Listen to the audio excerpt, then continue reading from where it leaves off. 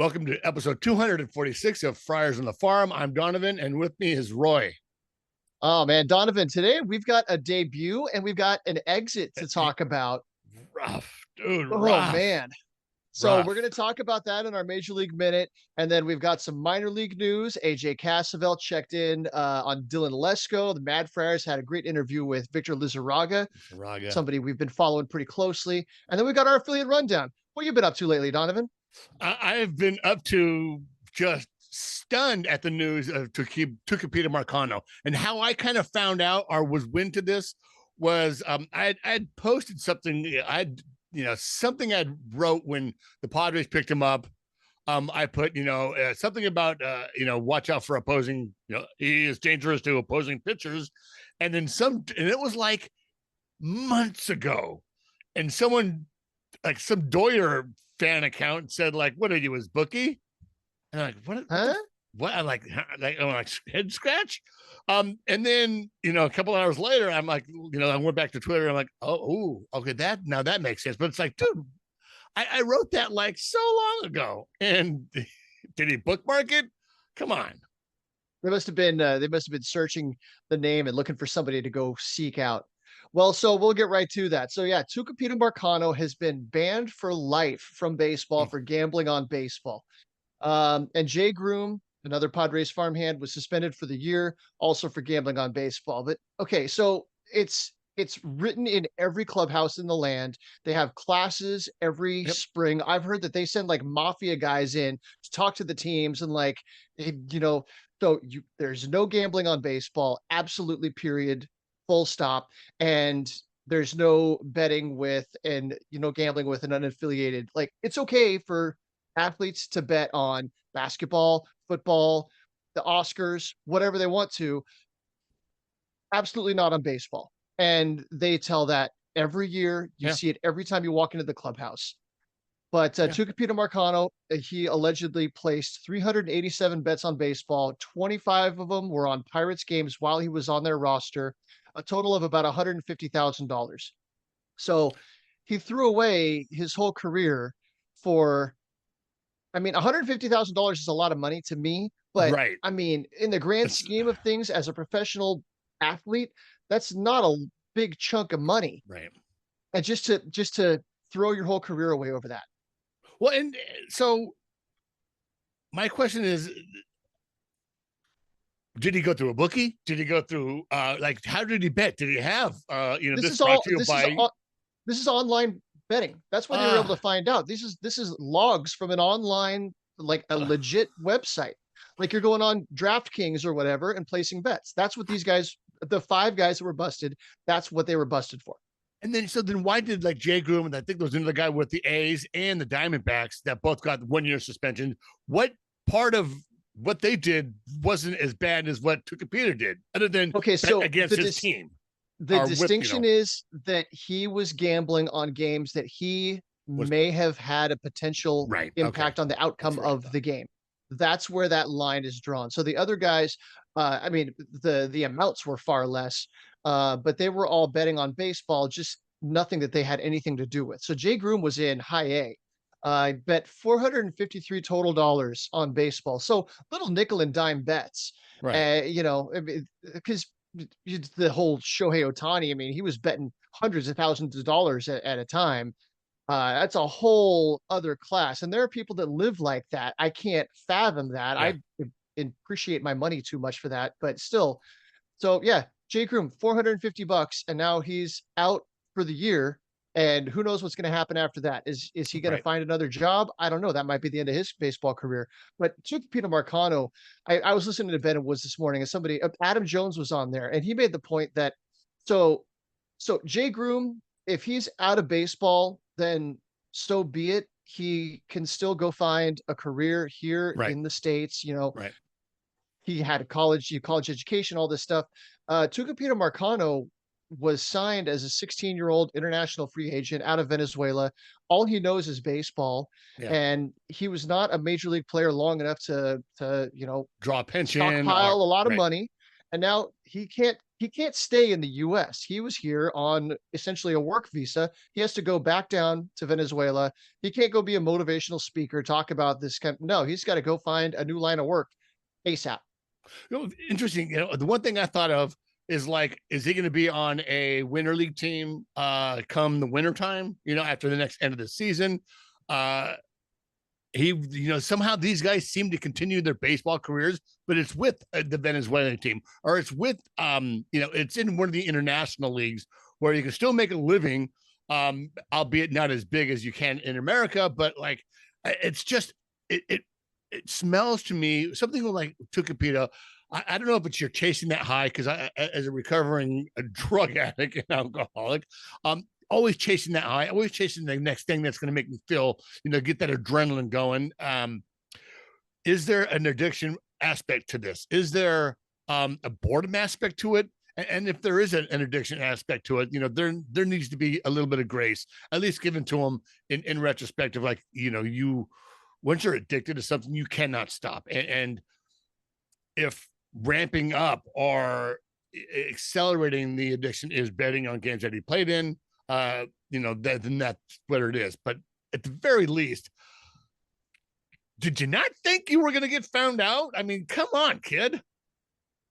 Yeah, they must have been doing this thinking that nobody would ever find it. Right. But you talk about grace. I think that's something that is a cultural aspect that we have in America, that we've come to accept that people have flaws, and that people make bad decisions. People have the opportunity to correct them, make amends, right, walk the steps, whatever they need to do. And then, I don't know if that is shared in other cultures, particularly in Latin America. I think he just goes back home and they say, well, you messed up. And now what do you do next? You Right. mentioned, can he play in the Venezuelan?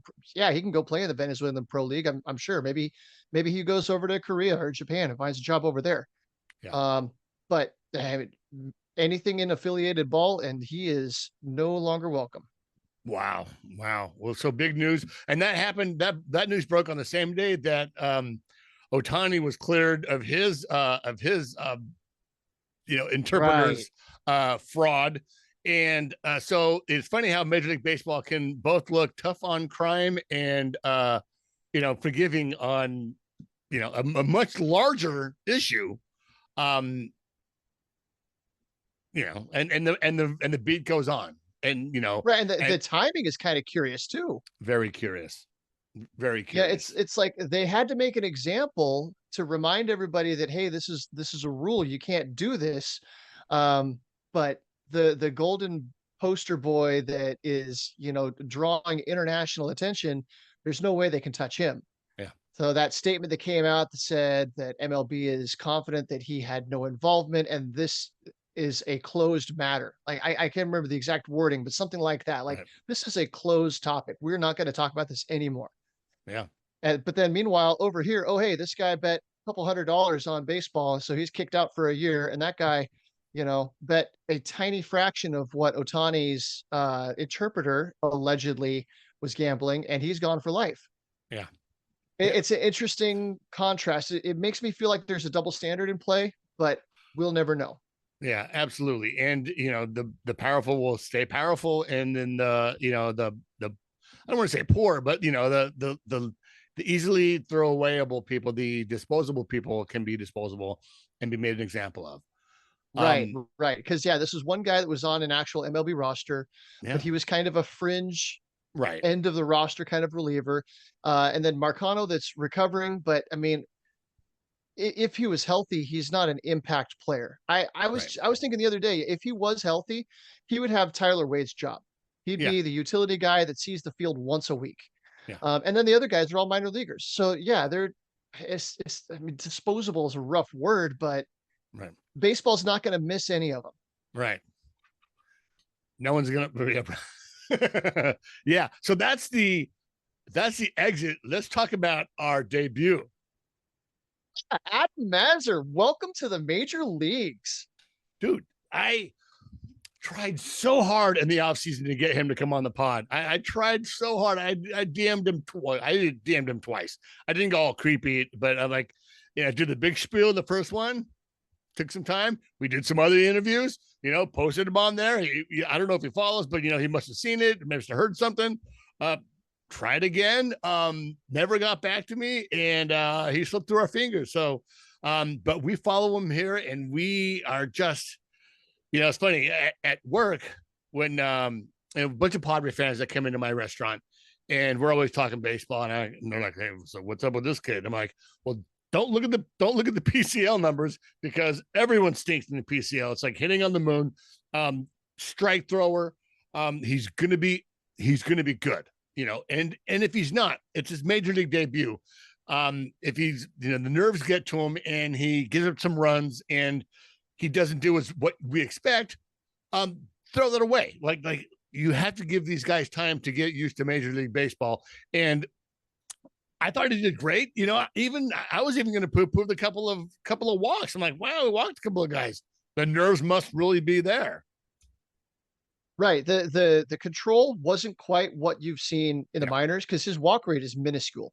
Yeah. Yesterday, so 6 innings pitched, 1 earned run on 2 hits. The 4 walks are really the only blemish on there, but he got 3 grounded into double plays, 3 of them.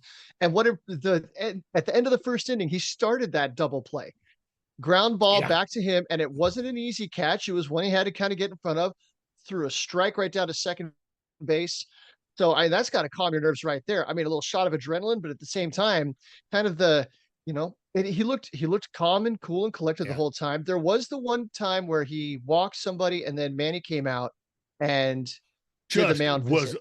Leadership in personification. Like when I saw that, I'm like, let's fuck it. Like I'm like, all right, Manny, it's your team. Struggle or not, like having that guy come like, oh, like, whoa, hold on. Look, dude, you can almost see his mouth go like, look, dude, be yourself. We got your back. Like, just those strikes. Well, like, don't just do it. And God, I get chills just thinking about that. And who hasn't been critical of Manny this year being, struggling at the plate?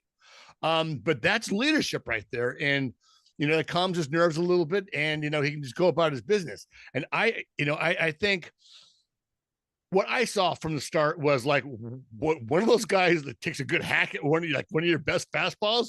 You're like, oh shit. Like he almost hit that. I think he might've got a little scared. It was maybe trying to overthrow just a little bit. The release point was a little high. You start thinking like that and you want to try to nibble. And I don't think he was trying to nibble, but I think, all of a sudden these guys are taking good hacks at a pitch. And you're like, oh, I need to make some adjustments.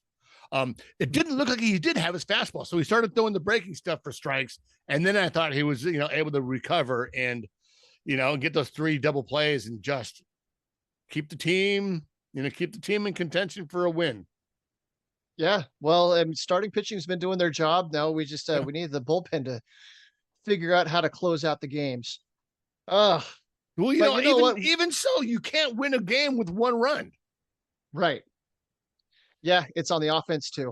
But we're not here to talk about major league stuff. Let's leave that for the other guys. We're here to talk about the good stuff going on in the minors. Yeah, absolutely. So let's start with AJ Cassavell, the Padre beat. He talked to Dylan Lesko. So in March, as he was ready to pitch in the Padres spring training breakout prospect showcase against the Mariners, 20-year-old right-hander Dylan Lesko laid out his goal for the 2024 season. Go out each start and get better. Lesko said, maybe the results won't be better every time, but personally, just work every day, get in a better spot, and by the end of the year, be the best I can be. Be all that you can be. You're the best around. Okay, so through 8 starts, the Padres' number 3 prospect is on that trajectory, which is to say he's getting better. After a slow start, Lesko, who's ranked number 70 overall by MLB Pipeline, is coming off consecutive outings in which he pitched 1-run ball over 5 innings. He struck out 13 in that span and has allowed only 5 hits. Quote, the evidence of his stuff and the weapons that he's able to show each week, it's been fun to see, said Mike Daly, Lesko's manager at High A Fort Wayne and the Padres' assistant director of player development and friend of the podcast. Yeah. As he's continued to get more starts and outings and innings, the ability to be in the zone has progressed. Of late, that's been the real separator. So that's what we've been talking about all along, kind of preaching patience about the command coming back. That's the last thing that comes back with Tommy John. Like last year, guys were saying that the stuff was there. The fastball has life. The changeup is top of the scale. The breaking stuff looks good. It's just being able to locate it, put it where he wants to consistently. That's Right. the challenge. Putting all that stuff together, and more than anything, ending the starts healthy. Just, we've how many times in the past have we gone like, yeah, walked 5 guys, gave up 4 runs, left healthy, incrementally better. And once again, not every start is going to get better and better and better. There'll be improvement in other areas, maybe areas that we don't see, but as long as he's coming off the mound, getting a little bit better, dialing it a little bit more, all the, as a chef, all the parts, all the ingredients are there. Just putting together everything to make a great dish. It takes time. It takes development. That's why we have in our industry menu development. So it'll come. So the early results have been mixed. He's missed bats, 35 strikeouts across 29 innings, and he's only allowed 15 hits. But he's been undone by his control issues with 30 walks, more than 1 per inning. Needless to say that that's not sustainable. Lesko sports a 6.52 ERA, but his stuff, high-octane fastball, put-away changeup, and 2 supplementary breaking pitches remains nasty. When Lesko was in the strike zone, recent evidence suggests his stuff clearly plays. That's the next step. All the work that he's putting in on a daily basis that gets him ready for Saturday is to continue to focus on the command, Daly said. Because his stuff, his natural talents, his abilities are evident. The repetition aspect, the opportunity just to be able to go do his work day in and day out, we continue to see positive steps in the right direction. Yep. Well, that's all that you can ask for somebody, in that spot, that you're making the consistent progress. So that's where this year I was curious to watch month by month how he improves. And then, Right. I mean, starting the season at Fort Wayne, that's not an easy place to pitch when it's 40 degrees outside in April. No. And you're up against, for the first time, probably, he'd spent some time in Elsinore, but for the first time against, better ball players. Who I've been really impressed with, and he pitched tonight before we came on, was friend of the podcast, old friend of the podcast, Jagger Haynes. He had a career high 6 strikeouts tonight. And just before we came on, he gave up a 3-run homer, but he got into the 6th inning. He has turned it around in his last 4 starts. He's also coming off injury, and for a period of time where he was just walking guys or just struggling with the command, seems to have put it together. So there is that, if Haynes is the light at the end of the tunnel with Dylan, that's what we can see. Maybe Haynes is a little bit ahead. He didn't have Tommy John. He did have Tommy John. Yeah. He did have Tommy John. Yeah. He was drafted. He was in the 2020 draft, that 5-round abbreviated oddball draft. And then I believe he had Tommy John after that summer. I'm thinking of Haynes. Yeah. Yeah. Okay. All right. I couldn't remember. It's been a while. So there you go. That's, he's that far ahead of Dylan, and everyone develops, everyone returns, everyone recovers differently. Right. All right. So in similar kind of related news, adjacent news, MadFriars, they interviewed Victor Lizaragga. They went out to Fort Wayne and they talked to everybody. And I mean, they've been pumping out so many great interviews. But we've been following Victor Lizaragga. He's not officially a friend of the podcast because I don't believe we've interviewed him. I talked to him. You did? Okay. Because I remember when you and I were up there, and he was just hanging out. We wound up striking up a conversation, and it made me wish that we had the microphone turned on, because we sat there and chatted with him for like 20 minutes. God, that's right. Yeah. I mean, just such a bright, friendly, nice kid. And it's like, so anyway, MadFriars interviewed Victor Lizaragga. Quote, he pitches these guys backward, throwing changeups and sweepers early in the count and fastballs late, said his manager, Luke Montz. He's not some guy with colossal velocity, and that is how he has to pitch. When he commands his pitches, you'll see good results. So the velocity isn't overpowering, but if he can locate the off-speed stuff, then the fastball becomes the put-away pitch. Right. And you don't hear about guys pitching backwards at age 20 in high A. Right. Well, he's in Double A. Oh, right. My apologies. Yeah. Okay, so MadFriars. You had a late start this year. What type of injuries did you have going on? Victor, I had a lat strain in spring training when I started my light bullpen sessions, but it's all good now. So you're slowly building up. Yes, I didn't throw any innings in spring training, so I'm ramping up. I didn't realize that part, that he didn't Yeah. throw, so they had to shut him down a little bit and then start him back up. So, MadFriars, your numbers are much improved. Were much better in the second half than in the first in Fort Wayne last year. What improved? Just trusting my stuff and not overthinking. I tried to go into it throwing every game like it was my last one, enjoying what I was doing and not worrying too much. And there's kind of a lesson in there, because I am paralysis by analysis for Right. sure. It's got to be hard to get on that mound and be able to get out of your own head and just let the game happen. You find that rhythm with your catcher, calling pitches, reading things, and just kind of letting the game flow. That's got to be a hard place for a pitcher to find. We've read a lot about what these guys are, that must be one of the development tools, is like trust your stuff. I think Ryan Burgett said the same thing, and just trusting my stuff. The earlier interview with Adam Mazur, trusting your stuff, being, just letting it eat and not trying to be too fine and not trying to strike everyone out. Just let it eat. And people are going to hit it. Your defense is going to catch the balls. You're going to give up runs, but if you trust your stuff, that builds confidence. And then you start toying with pitch mix. Then you start toying with location. That's interesting. This is like the third time I've heard trust my stuff. And with Victor, he's still young. I mean, there's velo. Probably velo could be found. Maybe not necessarily right away, and then not go. What did they say? Not go searching for it, but looking for it. And that's Right. chasing it. Looking for it, but not chasing it. And that's two different mindsets. Still, Well, that's really, where this biomechanics lab that they have at PLNU. yeah, That's where you get somebody in there and you can find where somebody's losing a little bit of wasted energy, wasted yep, motion. And you might be able to find another tick or two out of somebody, but just cleaning things up and making things more consistent. I think that's part of the key. So anyway, yeah, the next question here. I've always thought that even though you've been consistently young for your league, your approach on the mound is almost more of what we see from older guys. It seems you work off of your breaking and off-speed pitches. You rely more on a game plan than just throwing, which is so unusual for somebody his age. So yes, it's about trusting your stuff and the work that you're doing in the bullpens before you start. We put together a game plan for a reason. Trust it and trust your stuff. We keep saying that. I started having more success in the second half because I started to do that more. I throw once a week, so I want to enjoy it as much as possible. So game plans. And when we talked to Robbie Snelling, he was talking about last year learning how to create a game plan, learning yeah. how to do a little bit of advanced scouting, come up with notes about the guys that you're going to face, go into that meeting pregame, sit down with your catcher, your pitching coach, and come up with a game plan.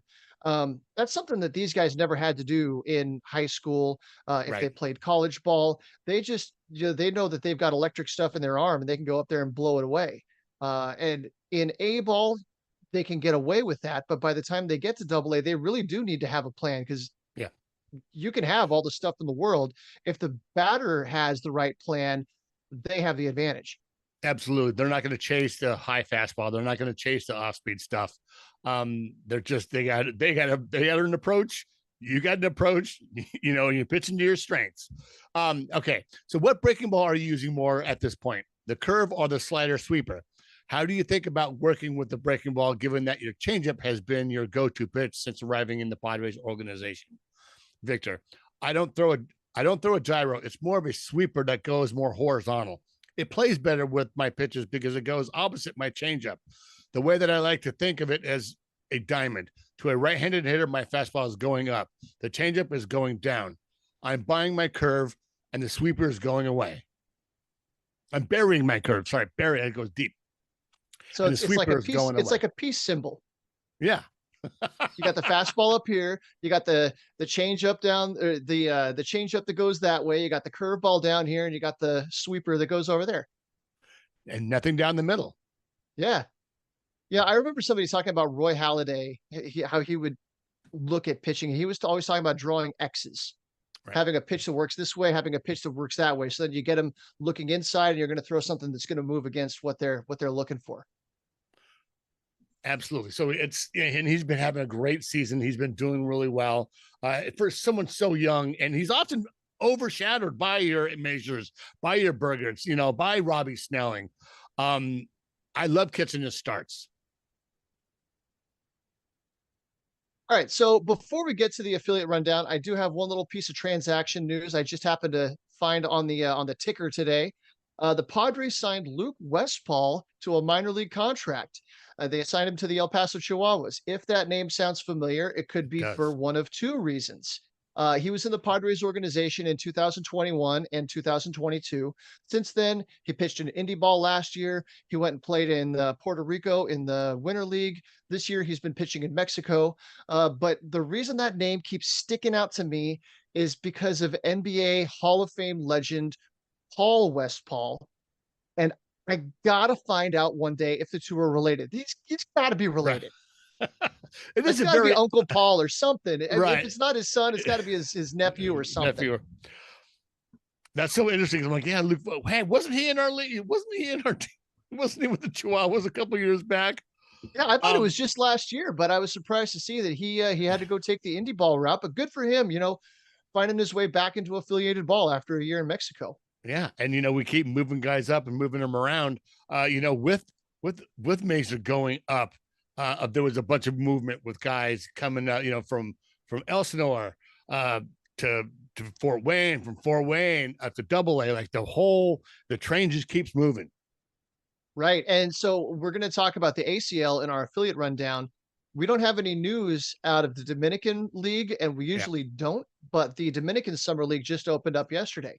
Yeah, absolutely. I saw in one of the games, it was like the first inning, there were 11 runs scored, and I think it was the Yankees Dominican Summer League game. 11 runs in the first inning, and there were only 2 hits. So the guy was just walking the whole field, and then I'm sure there were some errors and this and that. I mean, it's bad enough in the ACL. It's even worse down there in the Dominican League. Yeah, because your umpires are just aren't in the play there. There's so many guys. They this is where they can really stash guys to just see what rises to the top. All right, so hey, let's take a quick break and we'll come back with the affiliate rundown. Organization more advanced at the plate than most teenagers, and he ropes that one. That's going to go deep to center field. Jumping up, making the grab near the warning track is Braden Carpathios. You better believe it. Braden Carpathios in dead center field in the warning track makes the diving grab. You better believe it.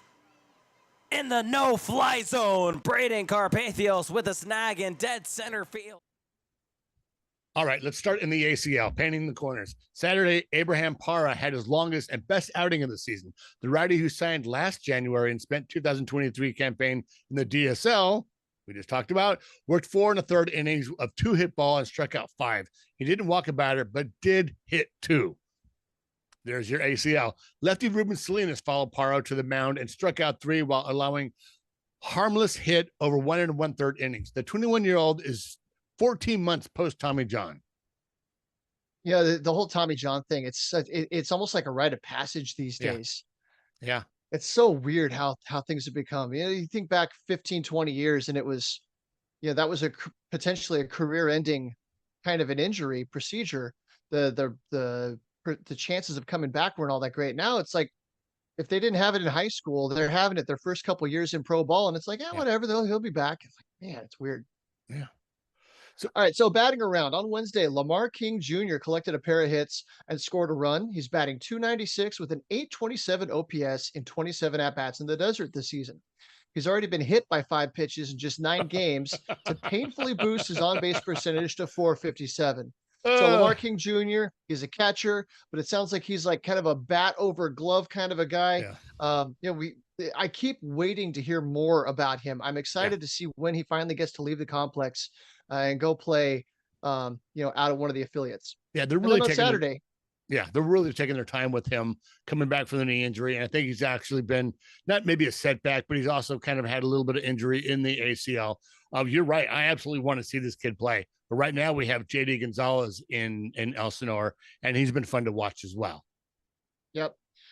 So on Saturday, another catcher, Caden Hollow, had a double and drew 2 walks, pushing his OPS up to 905 through 66 plate appearances. Signed as an undrafted free agent out of Dixie State in Dixie State. 2022.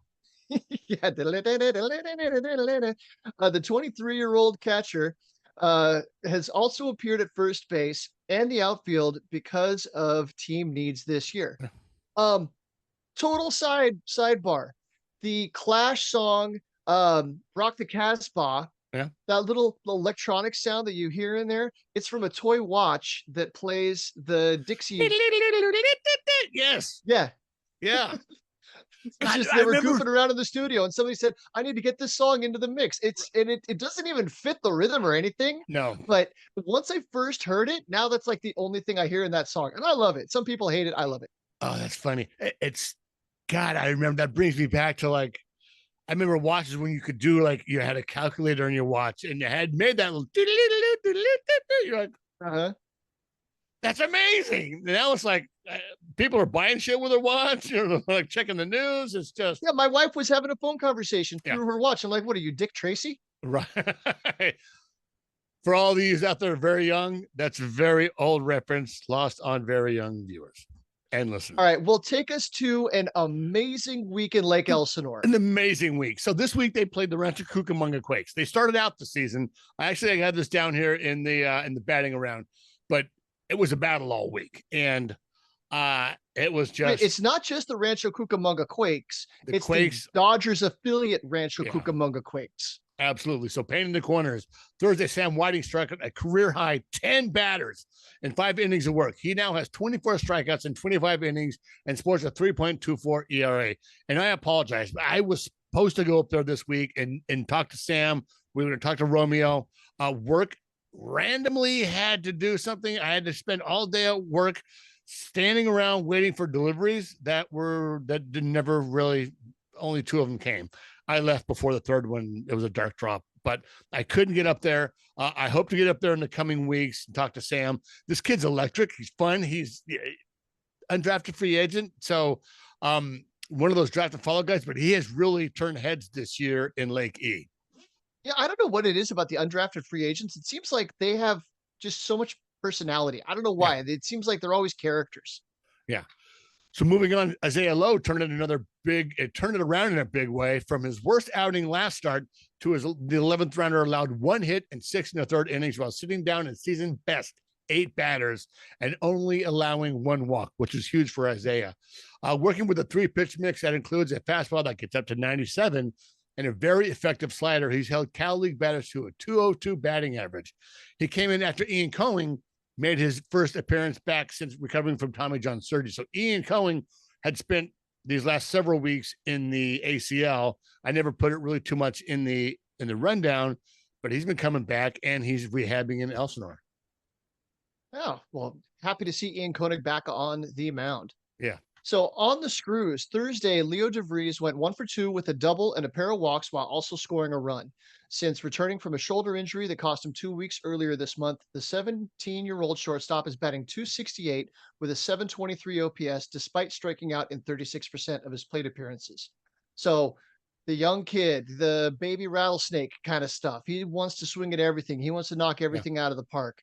But I looked up his numbers the other day, and again, month-to-month kind of stuff. It's gotten better. His batting average in April was 174.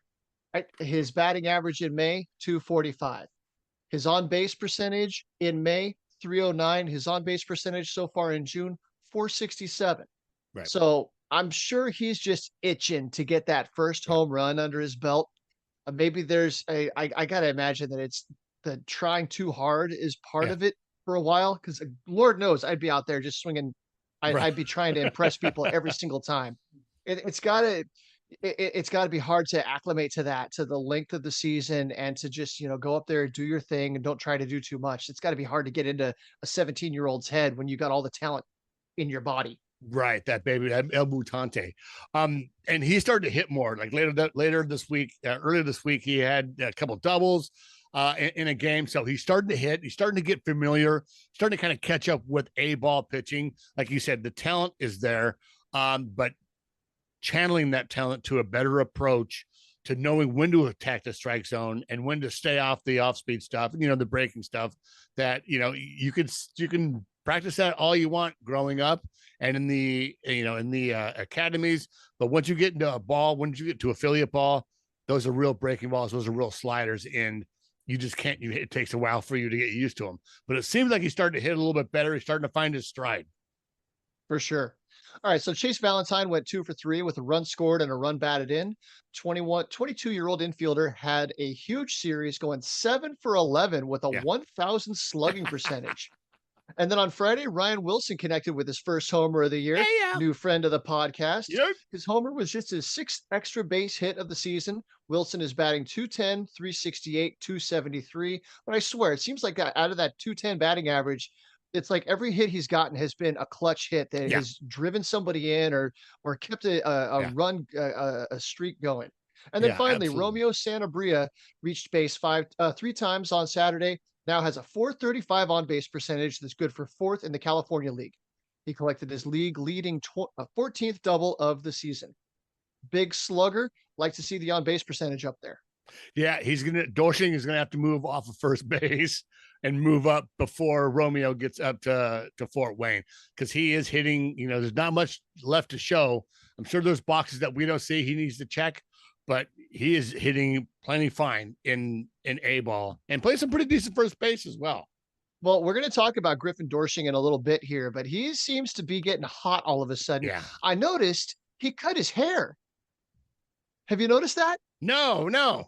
There was a picture, they do the post-game thing with the Johnny Tincap thing. Yeah. And he was sitting over there at his locker and he's got a buzz cut now. He cut off the glacier white mullet mohawk thing that he had going on. So maybe that was the trick. Maybe he cut the hair off and all of a sudden the dingers start showing up. Is that a mohawk? Is that not a mullet, but it's a mohawk? Mohawk. All right, so batting around. So the Storm completed a 6-game sweep of the Quakes. Unbelievable. Yes. This win would complete their first ever 6-game sweep of Rancho Cucamonga since 6 games became the new standard in 2021. Braden Carpathios would hit a stand-up inside the park home run when his ball faded into the left field wall, bouncing past the left fielder and back into left field. The Quakes left fielder would take his time getting to the ball, and Carpathios would sprint into home with nearly enough time to get to first base. With nearly enough time to get to first base. The sweep allowed the Storm to take a 3-game lead in the Cali League. So they were behind them in 3 games beginning of the last week on Tuesday. And then swept the series, and 3 of those games, and I don't have it here, were walk-off wins. You just put another banana ball rule out there. What if when you score a run, you could just take a left-hand turn and go back to first base, and they still need to get you out? How cool would that be? That would be really cool for a banana ball run. Yeah. And then if you get on base, you're on base. Yeah. That throw can be errant. He can get over to second and keep running. Okay. I'm going to run us off the rails again. Are you familiar with the style of baseball they play in Finland? No, but I think I follow Finland baseball. I think I follow them on Twitter. Okay. You need to find them on Instagram. They have an Instagram account, and the style of play, it's a completely different game. It shares the same roots as baseball, but they've been playing this game like this for well over 100 years, and it is something else. There is no out of bounds. There's no, there may be a fence on the field, but if the ball goes under the fence, they still need to go get it. Some of these parks have a river in play, and so the guy is out there running through the river to get to the ball. The rules are so different. It's such an entertaining game. But I like that idea, especially on an inside the park home run. Like, keep on running, make them get you out. Okay, I just followed someone named Mikko Hokinen. I'm a Finnish boy who plays Finnish baseball. No post yet, but that's just me doing this right off the bat. No, I'm gonna have to. I'll send you the actual link? Account. I think they call it like Super PESIS. Like they call it Paces Bolin or something like that. Okay. The actual league's account is great. Okay, so let's head on to Fort Wayne. So painting the corners. On Friday, Henry Baez started the game and went 3 innings, allowing 2 runs, striking out 5. After Baez, Wilgirdes Tyler Morgan, Ruben Galindo, and Manuel Castro combined for 7 innings of 1-run ball out of the pen. I love that. I love the team combined games like that you see in the minors. Lefties, all of them. Love it. Love it. All right. We always say don't scout the stat line. Saturday, Dylan Lesko pitched 5 innings and allowed 3 runs.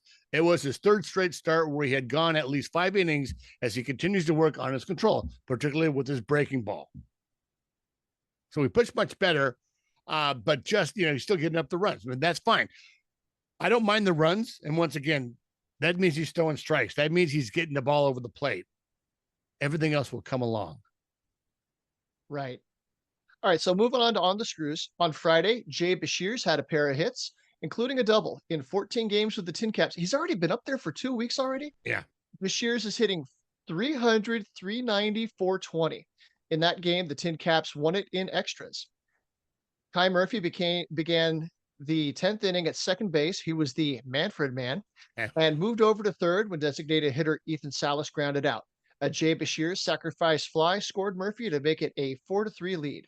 And then on Sunday, close to home cooking did Griffin Doersching good. He had his first 4-for-4 game and hit 2 mammoth home runs. So Fort Wayne was in Wisconsin. Yep. Griffin Doersching's from Wisconsin. I would hope that his friends and family bought out a whole section of that ballpark and made his own cheering section in that place. Absolutely. So for batting around, they were in Wisconsin, and the Tin Caps, so they drove up to Fort Wayne they drove up from Fort Wayne on Monday. They broke up the 355-mile drive with a stop at American Family Field to see the Brewers beat the Cubs. The experience was extra meaningful for outfielder Kai Murphy, whose dad, Pat, is Milwaukee's manager. It was also the fitting that Robert Gasser, who pitched for the Tin Caps in 2022, before being traded to the Brew Crew, threw 6+ scoreless innings. Milwaukee's roster this season has also included the following former Tin Caps: Jake Bowers, Owen Miller, Colin Ray, Joe Ross. Speaking of local ties, right-hander reliever Cole Paplum grew up in nearby Denmark, where we talked to him about that. Denmark, Wisconsin. Denmark, Wisconsin. The country. Right, not Tim, right. And first baseman Griffin Doersching is from Greendale, about 110 miles southeast of Grand Chute.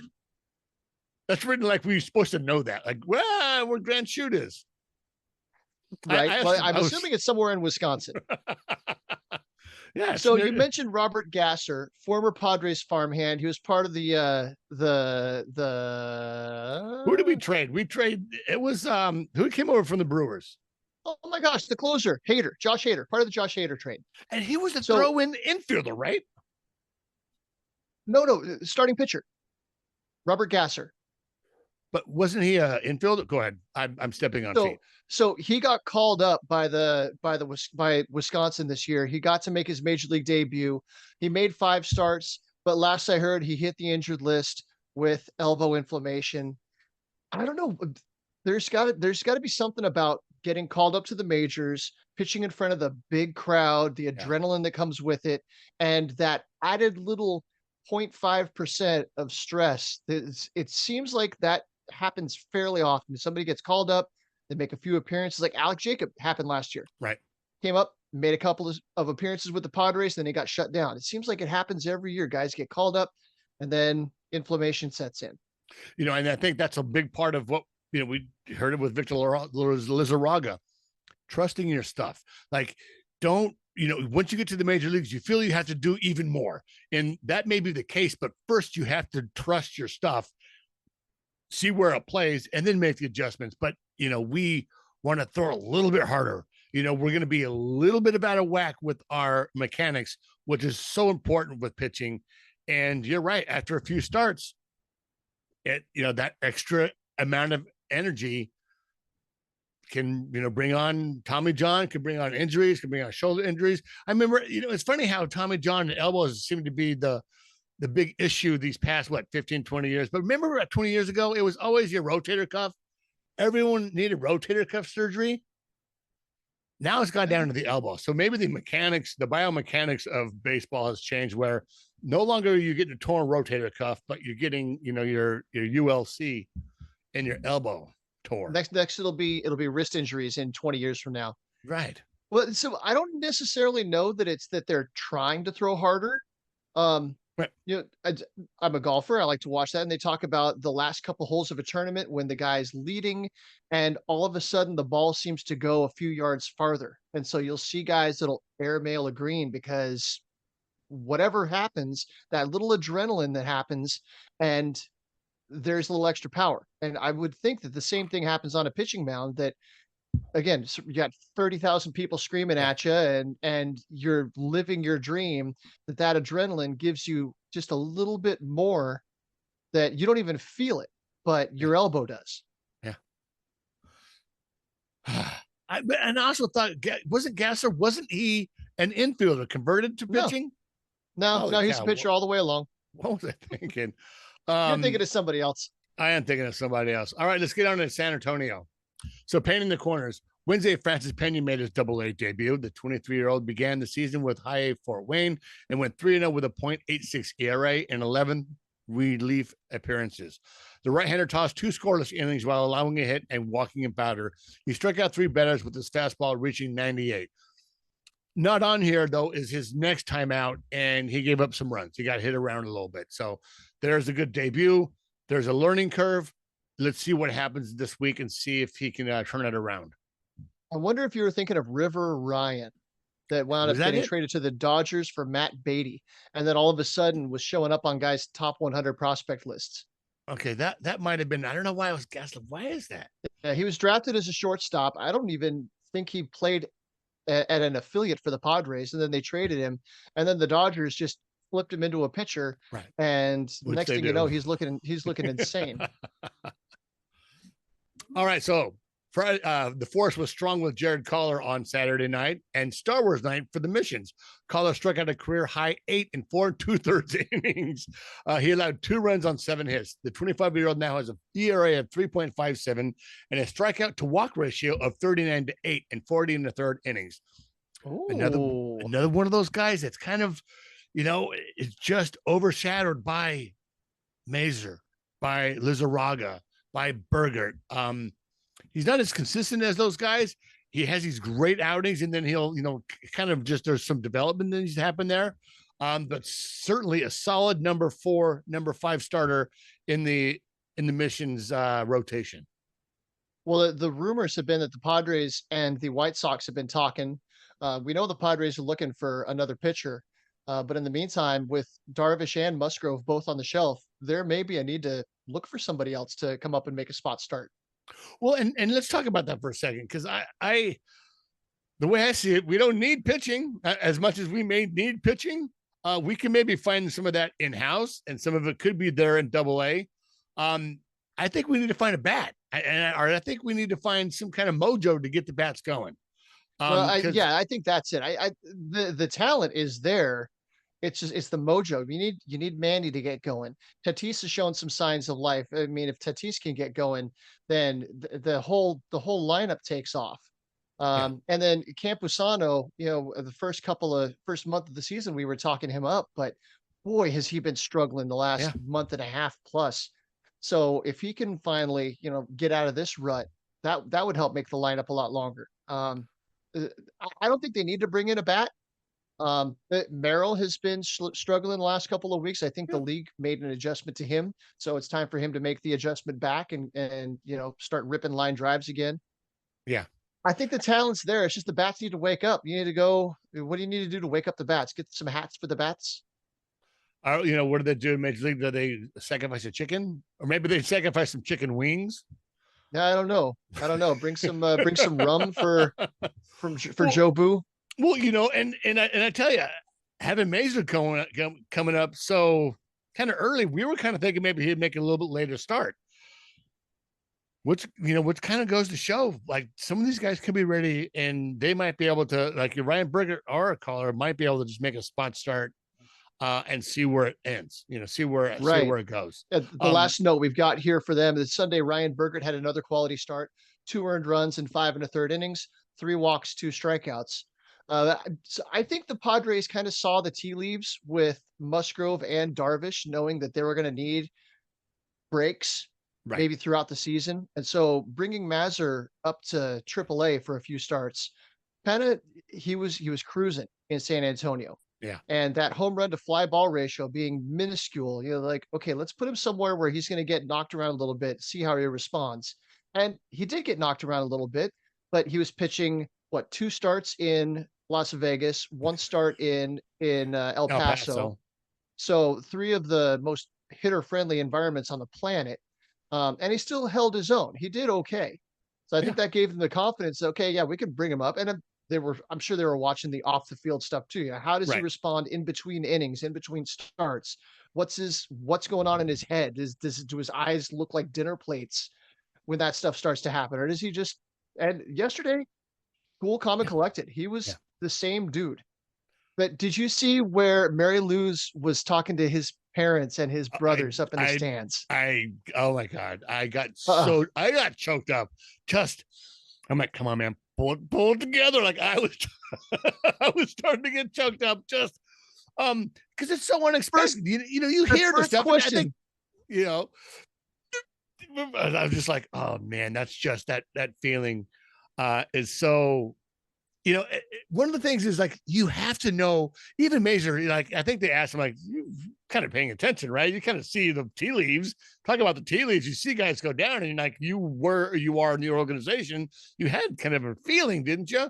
And I'm sure the dad did, and the family did, but you don't know, you don't get the call until you get the call.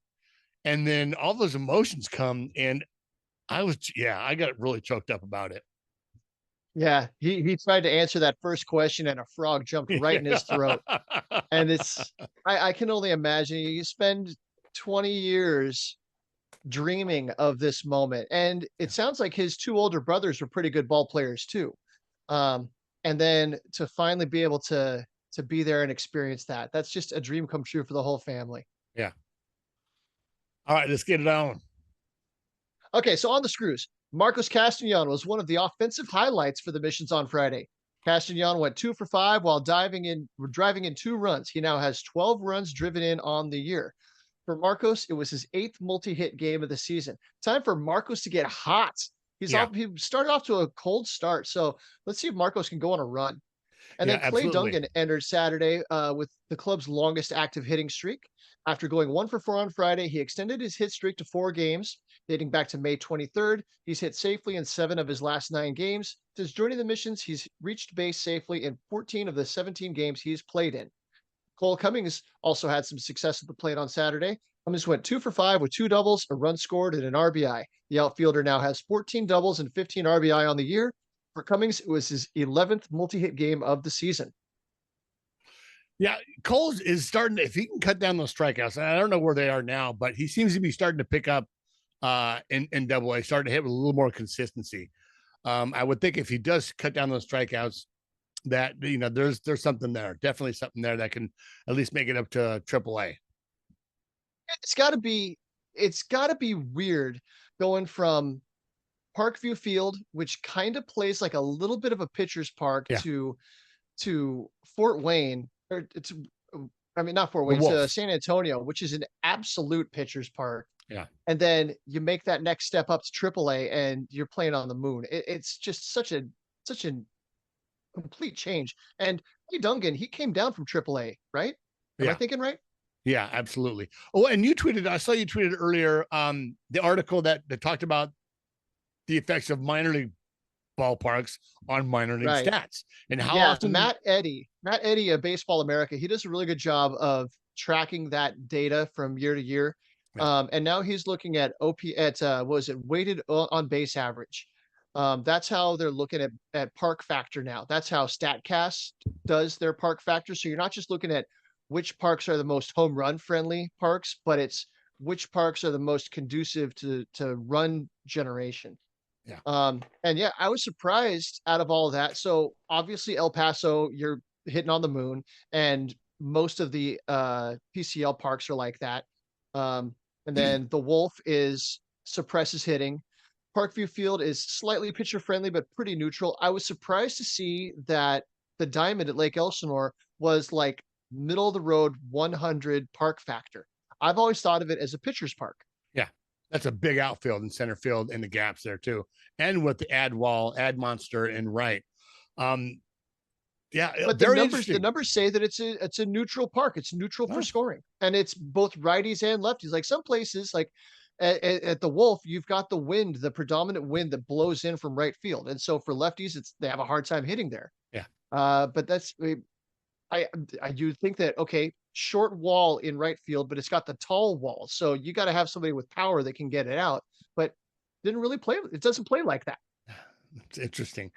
All right, let's get batting around in El Paso. So, Missions pitcher Jason Blanchard is in the middle of a bounce back season compared to his 2023 campaign.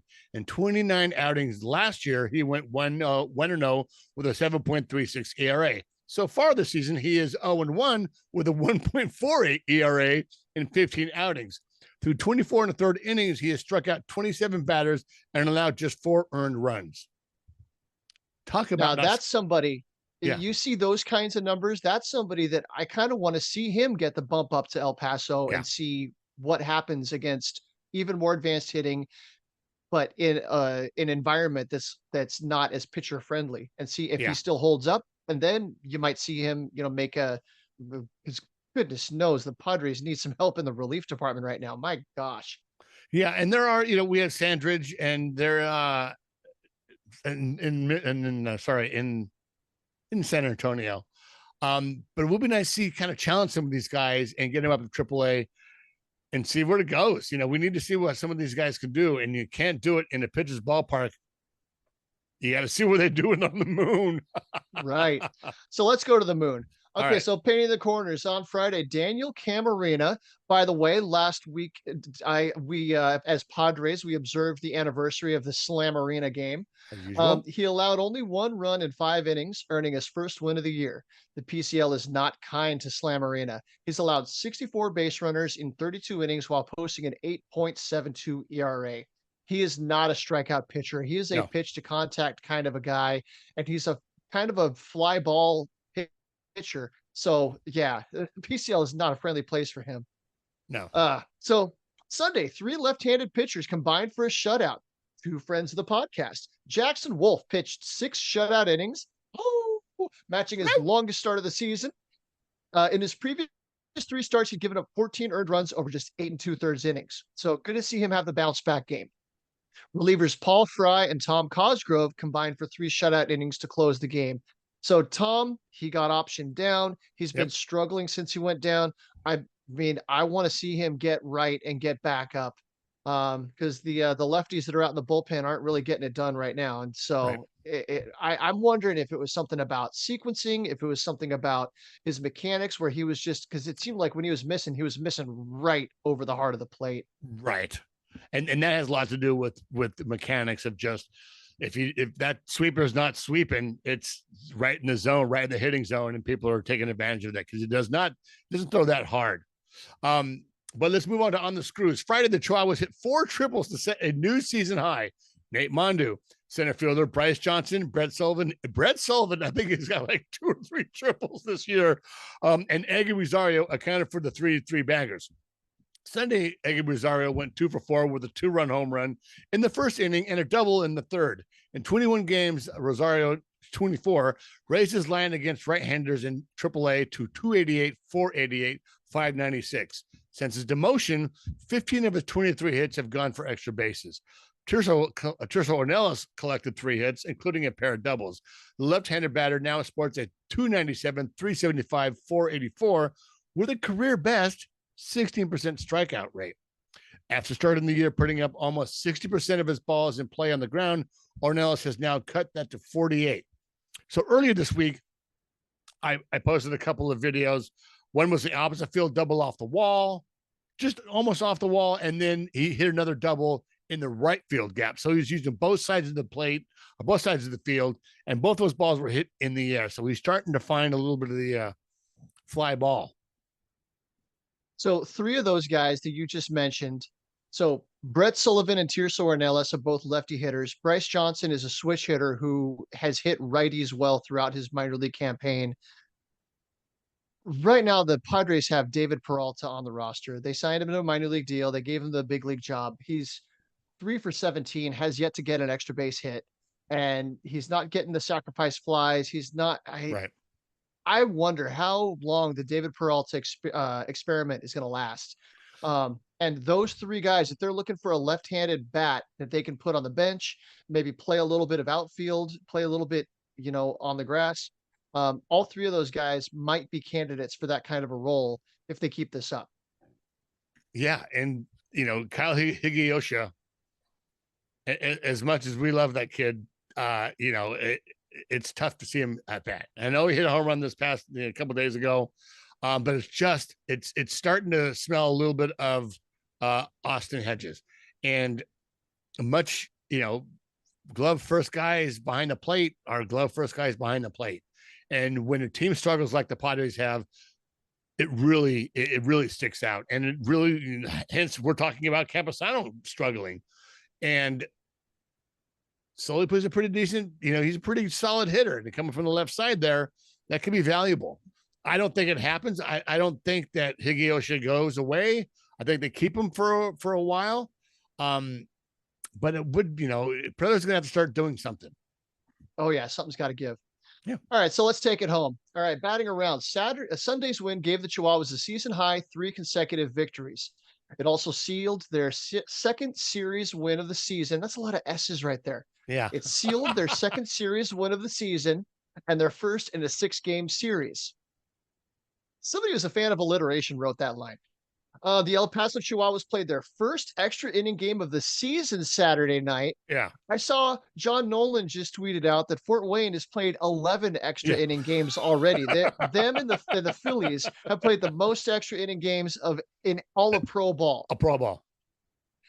And the Chihuahuas just played their first one. So the Chihuahuas had been the only team in professional baseball that hadn't played an extra inning game in 2024. For better or for worse, I guess. Yeah. And then this one, I saw this, but I never heard the story. After not having any ejections in the first 53 games of the season, 3 Chihuahuas were ejected in the bottom of the 3rd inning. Manager Pete Zamora, catcher Kevin Plawecki, and second baseman Nate Mondu were all thrown out over a contested call at second base. Like, what? So Plawecki must have threw Plawecki. So Plawecki must have threw the guy out. Mondu's on second, tagging the guy out. And, and Zamo's out there going, what the WTF? Like, what the fuck? Right. So that happened while we were recording. Yeah. So somebody DM'd me and like, hey, are you watching this El Paso game? Everybody's getting ejected. And I saw the game log and it just said, ejected. Plawecki's ejected. Mondu's ejected. Zamora's ejected. But I never heard the story. I never got the follow-up. I was hoping to see a nice video clip or, at least some boots on the ground explaining what happened, but I never got the story. We'll have to catch up. We'll have to get a hold of Pete Zamora in the offseason and get the 411 on that incident. Yeah, and he's been doing a great job. Baseball lifer, even back when we were talking to him when he was a pitching coach for the Storm. That's his dad's a baseball coach. He played for his dad. This Zamo's got major league coach written all over it. He's just got to earn his chops. I'd like to hear from him how his job has changed, going from pure player development at low A, here in Lake Elsinore, where you're working with a bunch of kids, you're teaching these kids how to be men. And now he's in AAA where nobody wants to be in AAA. Everybody's either on the way up or the way down, but they're not where they want to be when they're in AAA. So you got grumpy veterans that are trying to make it back up. You've got hungry kids that don't want to waste any bullets in AAA. It's got to be one of the tougher jobs in all of baseball, managing a AAA ball club. In the major leagues, you manage egos. In, I guess you would say in AAA, you manage bruised egos and budding egos. What I like about Zamo is he cuts, no matter what he wears, he always cuts, he cuts the sleeves off his shirt. So he always has this, it's either all the way like this or it's cut right here, but he must do it himself or he must have someone do it, because every time I've seen that guy in a ball field, it's always with some shirt that he has on, or it's in between games where it's cut at the sleeves. I wonder if he walked down the aisle wearing a dress shirt that was cut off at the sleeves like that.